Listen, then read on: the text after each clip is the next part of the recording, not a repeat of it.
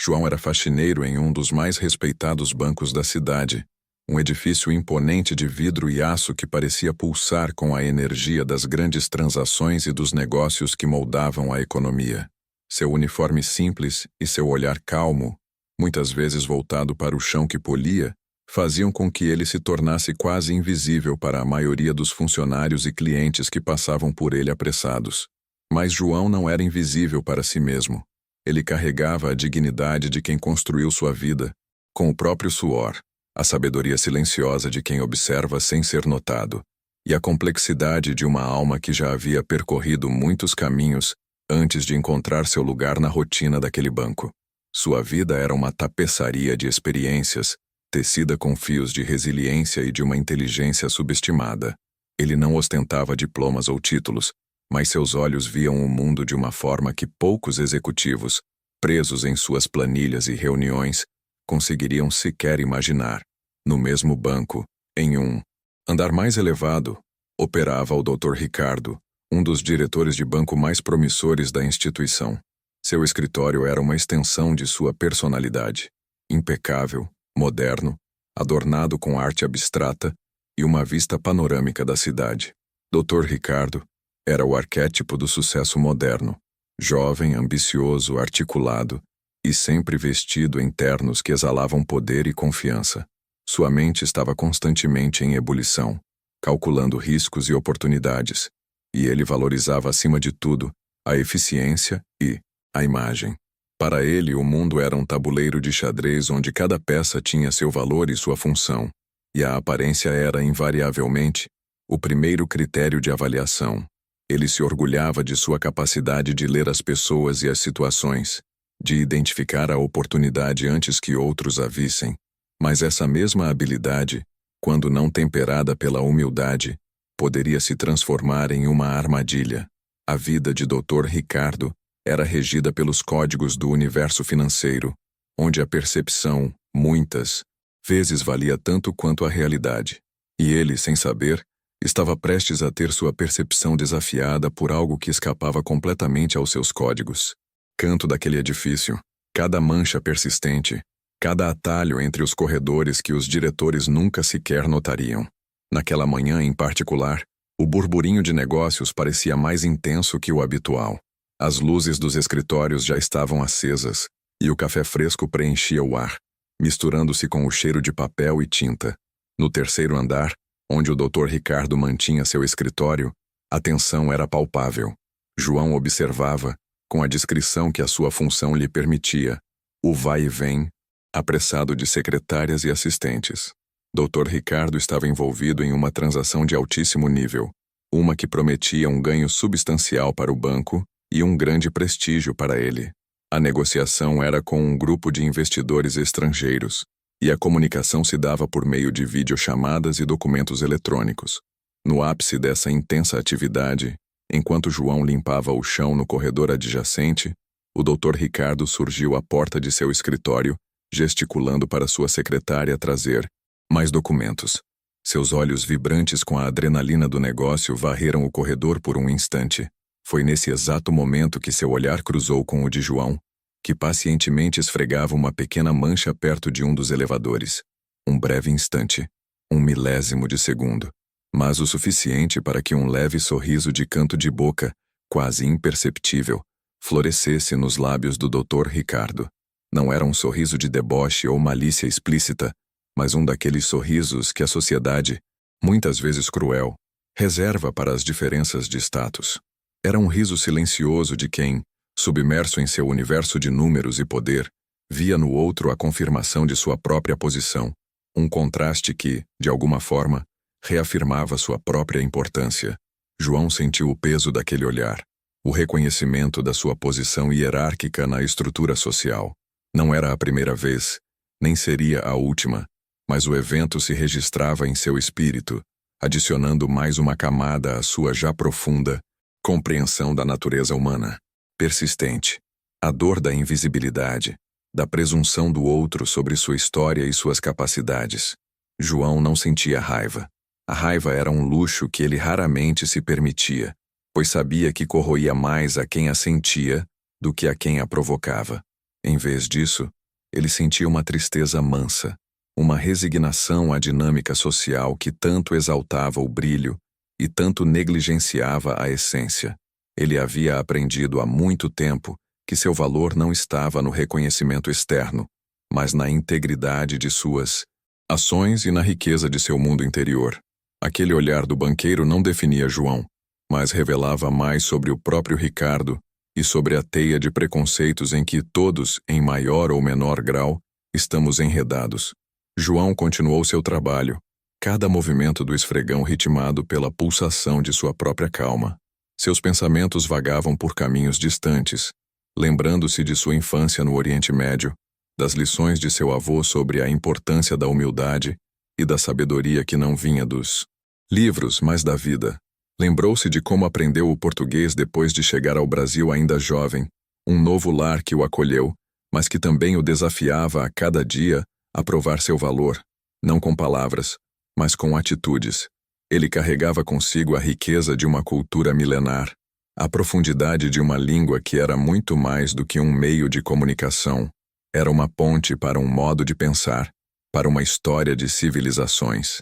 E tudo isso, toda essa complexidade e profundidade, ficava convenientemente escondido sob o uniforme de faxineiro, invisível para o olhar apressado e superficial de quem apenas via o cargo, não o homem. Enquanto os ruídos dos negócios continuavam a encher o ar ao redor, João se afastava, em seu mundo interior, daquele julgamento silencioso. Ele sabia que por trás daquele terno impecável e do ar de superioridade, havia um ser humano que, assim como ele, estava buscando seu caminho, cometendo erros e aprendendo lições, algumas delas, talvez, ainda mais, difíceis do que a que ele acabara de presenciar. Em inglês e ocasionalmente algumas frases em árabe, que o tradutor virtual do Dr. Ricardo processava, com alguma dificuldade, para o inglês. A expectativa no escritório do Dr. Ricardo era grande. Ele via nessa operação a chance de se consolidar ainda mais na hierarquia do banco, de provar sua visão estratégica e sua capacidade de fechar grandes negócios. Os documentos digitais trocados entre as partes pareciam perfeitos. Selos, assinaturas, logotipos, tudo transmitia uma aura de autenticidade e profissionalismo. Dr. Ricardo revisava cada cláusula com a atenção minuciosa que se esperava de um banqueiro de seu nível. No entanto, o nervosismo da situação, a pressão para finalizar o negócio e a barreira cultural e linguística começavam a criar pequenas rachaduras em sua habitual vigilância. Ele estava tão focado na mecânica da transação, nos números e nos prazos, que pequenos detalhes, que para ele pareciam irrelevantes, eram na verdade peças cruciais de um quebra-cabeça muito maior e mais sinistro. Os termos em árabe que ele mal compreendia e confiava cegamente no software de tradução continham nuances que o software não era capaz de capturar e que passavam despercebidas ao seu ouvido não treinado.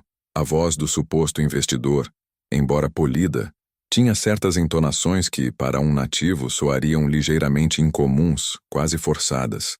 Ricardo, no entanto, estava envolto em sua bolha de otimismo e na promessa de sucesso. Ele se sentia no controle, no comando de uma operação que o levaria ao próximo patamar. As bandeiras vermelhas eram sutis demais para seu radar, que estava calibrado para fraudes financeiras óbvias, não para a astúcia e a sofisticação de um golpe que se mascarava de oportunidade de ouro. Enquanto isso, João, em sua ronda rotineira, passava novamente pelo corredor. Seus ouvidos, treinados para captar os sons da vida, começaram a registrar os fragmentos da conversa que vinha do escritório do Dr. Ricardo. As palavras em inglês passavam por ele como ruído de fundo, mas as frases em árabe, aquelas mesmas que o software traduzia de forma imperfeita para Ricardo, soavam em sua mente com uma clareza cristalina, como sua própria língua materna. E o que João ouvia, com cada sílaba e cada entonação, começava a tecer uma narrativa muito diferente daquela que o Dr. Ricardo estava absorvendo. Carregado e uma polidez calculada, descrevia os últimos detalhes da transação. Ele falava sobre garantias, lucros projetados e a solidez do investimento, intercalando termos financeiros com expressões idiomáticas em árabe que pareciam dar um toque de autenticidade cultural ao negócio. Para Dr. Ricardo, que confiava na tradução quase instantânea de seu software, tudo parecia se encaixar. Ele estava à beira de autorizar uma transferência de fundos significativa, um movimento que seria a coroa de sua recente ascensão no banco. No entanto, João, que havia estacionado seu carrinho de limpeza discretamente a uma distância, onde os sons podiam ser minimamente discernidos através da porta entreaberta do escritório, estava cada vez mais inquieto. As palavras que fluíam do alto-falante para os ouvidos do Dr. Ricardo, e que eram traduzidas para um inglês formal e aceitável, chegavam aos ouvidos de João em sua língua materna, em seu dialeto. E as nuances, os subtextos, os verdadeiros significados, por trás daquelas frases, eram alarmantemente diferentes. O que o software de tradução convertia como garantia de investimento sólido ou oportunidade única, na verdade continha expressões que, para um falante nativo, insinuavam armadilhas, desvios e até mesmo uma certa zombaria velada sobre a credulidade do interlocutor. Havia uma frase em particular, proferida com um tom de voz que o investidor tentava mascarar como entusiasmo, mas que para João soava como uma nota dissonante, uma expressão em árabe que, literalmente traduzida, poderia significar algo inocente como "a sorte sorri para os audazes", mas que no contexto e na inflexão usada, era uma gíria ou um dito popular que alertava sobre enganação, sobre o cordeiro sendo levado ao matadouro. Dr. Ricardo, alheio a essa camada de significado, já estava digitando os últimos códigos de autorização. Seus dedos dançavam sobre o teclado, a um passo de selar o acordo que, em sua mente, seria sua glória. Sua concentração era total, e o leve rubor em suas faces denunciava a mistura de excitação e nervosismo. Ele estava convencido de que estava prestes a realizar um dos melhores negócios de sua carreira. João sentia o coração acelerar. Aquele sorriso do Dr. Ricardo mais cedo, aquela pequena pontada de indiferença, agora parecia insignificante diante da catástrofe iminente que se desenrolava. Ele tinha uma escolha a fazer: permanecer em seu papel de observador silencioso, o faxineiro que nada via, ou intervir, rompendo a barreira invisível de seu cargo e de sua aparência. Para o banco, mas para o Dr. Ricardo, uma mancha indelével em sua reputação, o fim de sua trajetória promissora e possivelmente o colapso de sua carreira. Ele não via, em sua mente obnubilada pelo brilho do suposto sucesso, a teia meticulosamente tecida para prendê-lo. Seu sofrimento naquele instante era o da ignorância, o da vulnerabilidade de quem está prestes a cair em um abismo sem saber. Sua respiração estava mais rápida, um misto de ansiedade e euforia. Os anos de estudo, as horas, dedicadas a analisar mercados, os conselhos que dava a tantos outros clientes, tudo estava prestes a ser anulado por um erro que nascia de uma falha humana, de uma confiança mal colocada, e talvez de um ego que se recusava a ver além do óbvio. Os supostos termos de segurança, as cláusulas de proteção que ele acreditava ter negociado, eram, na verdade, cuidadosamente formulados para serem inócuos ou para terem interpretações duvidosas sob a legislação específica que regeria a operação fraudulenta.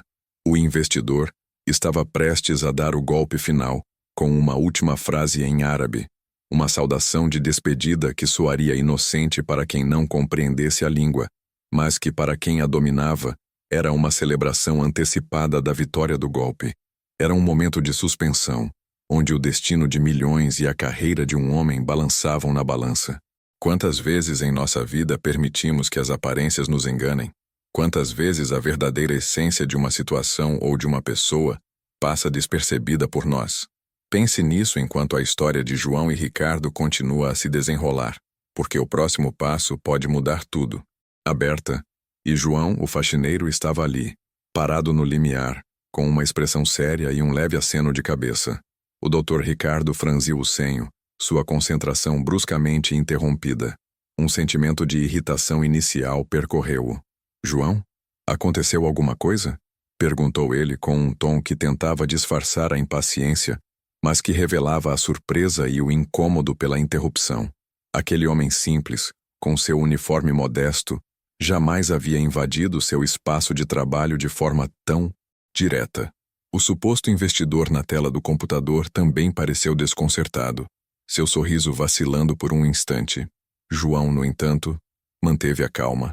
Seus olhos, que momentos antes pareciam apenas observar o chão, agora fixavam-se com uma intensidade rara no rosto do Dr. Ricardo. Desculpe a intromissão, Dr. Ricardo, começou João, sua voz baixa, mas firme, mas eu não pude deixar de notar uma parte da sua conversa. Eu falo árabe. A frase ecoou no escritório, carregada de uma revelação inesperada. O Dr. Ricardo piscou, surpreso. O que o faxineiro poderia querer dizer com aquilo? O investidor na tela, por sua vez, perdeu completamente a compostura por um segundo, seus olhos se arregalando ligeiramente antes que ele tentasse recompor sua imagem de placidez. Aquelas palavras simples de João, eu falo árabe, eram a primeira rachadura na fachada meticulosamente construída do golpe, a primeira fagulha de esperança em meio à escuridão iminente. Era o ponto de virada, o momento em que a dignidade silenciosa de João se manifestava de forma grandiosa e inesperada, não apenas como uma interrupção, mas como uma salvação que nenhum dos presentes poderia ter previsto. Dr. Ricardo, ainda em estado de choque pela revelação, demorou um momento para processar o que acabara de ouvir. Tela, onde o investidor tentava disfarçar um claro desconforto. Falar árabe? Perguntou Ricardo, a voz carregada de confusão e um toque de ceticismo. João assentiu, seus olhos transmitindo uma urgência que não podia ser ignorada. Sim, doutor.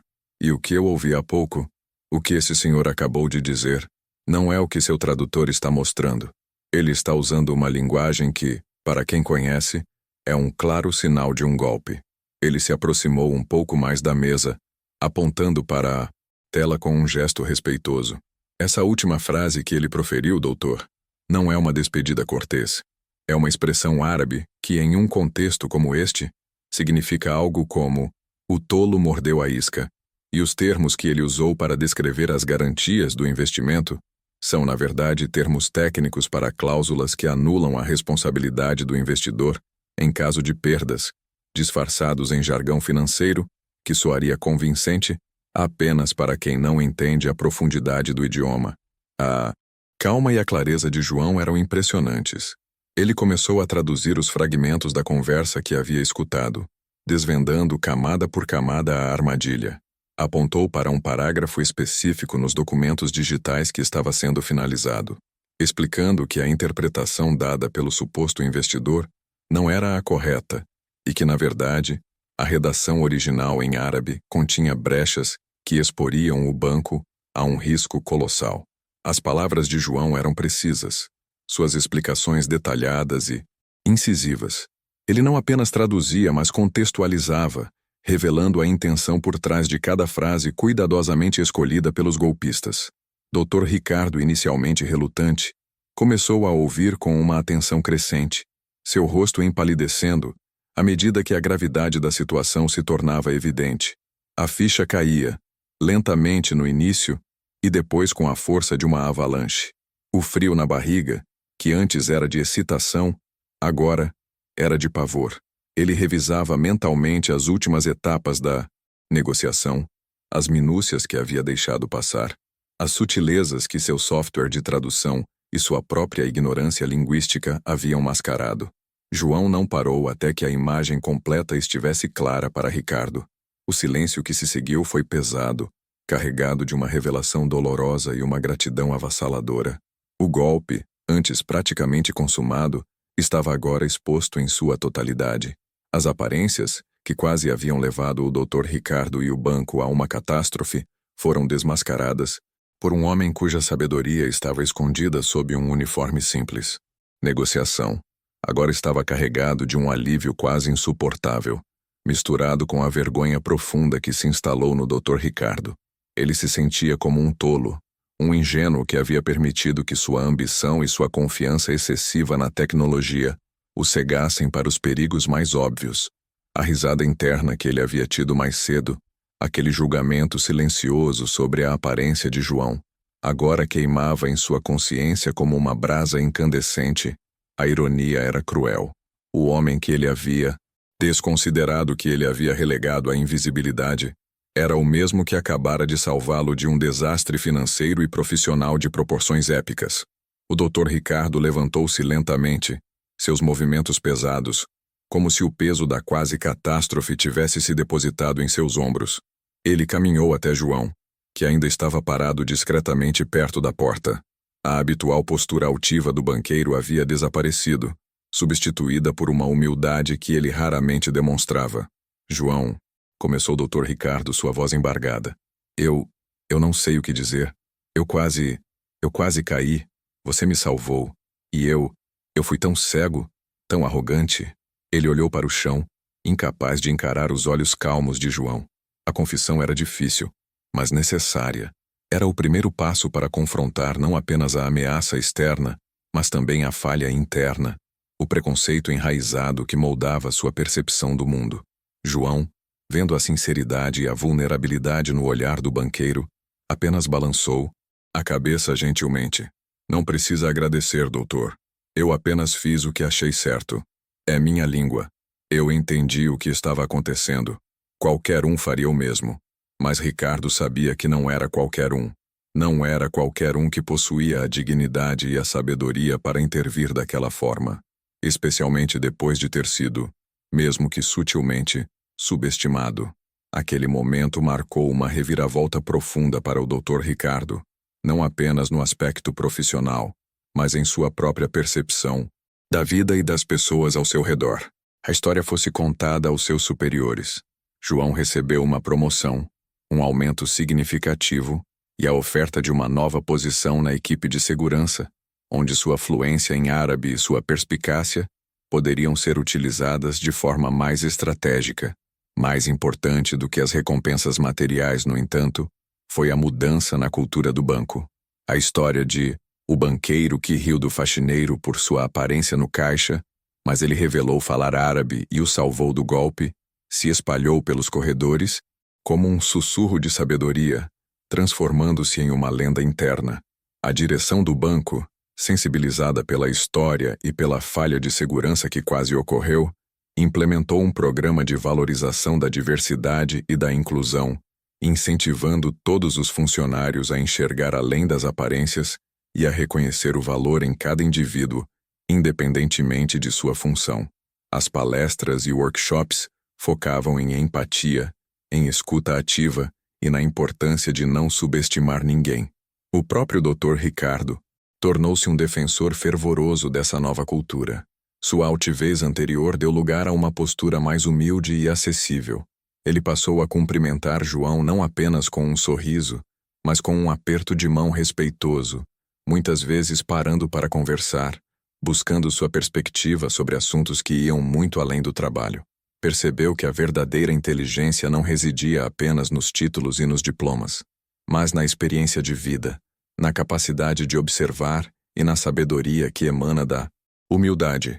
Aquele dia não salvou apenas milhões de reais do banco, salvou a alma do Dr. Ricardo de se tornar prisioneira de seus próprios preconceitos, abrindo seus olhos para a riqueza da humanidade em todas as suas formas. Dignidade para sua família, algo que ele sempre buscou.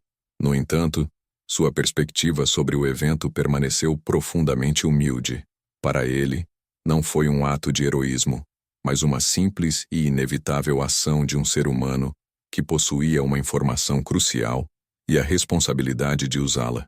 Sua verdadeira recompensa não foi o dinheiro ou o novo cargo, mas a prova de que a gentileza e a honestidade ainda tinham um lugar de destaque em um mundo que, muitas vezes, parecia obcecado por poder e status.